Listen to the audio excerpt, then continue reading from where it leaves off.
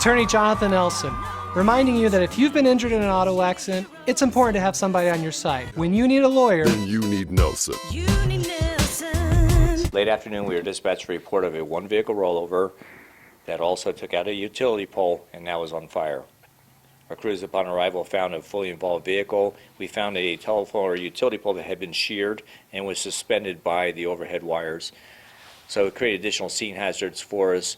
Crews came in, they commenced an attack. And we established pretty much of a safe area immediately around the vehicle. So they came around the safe area, extinguished the fire, and completed the investigation. There were 2 occupants in that vehicle.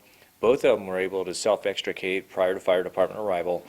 Neither of them wanted to have EMS treatment or transport to the hospital. So the whole bottom of the telephone pole was cut in 2? Yeah, it appeared that the vehicle went into a side position and went into a slide along the desert floor. And as it did, it came upon the utility pole, took out the utility pole at the base, continued to go past through that pole, go into a rollover, and then end up upright on fire.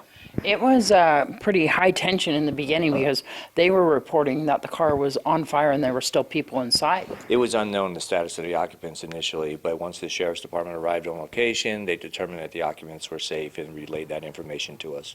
So Valley Electric came on scene. I'm sure they had to replace that whole entire pole. There was a power outage? They did. One of the things they wanted to do, there was immediate power outage in the immediate area. However, what they really wanted to do was get that suspended pole out of the way, so they removed sections of the pole, allowing the wires to be suspended by the next closest poles and remove all that and then replace it.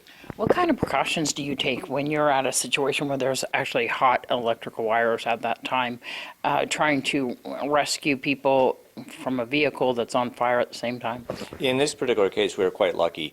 The lines weren't down, so they were still at an elevated height, but we still had to be careful because we were experiencing high winds. We were afraid that the next set of poles might become compromised and bring it down into the incident.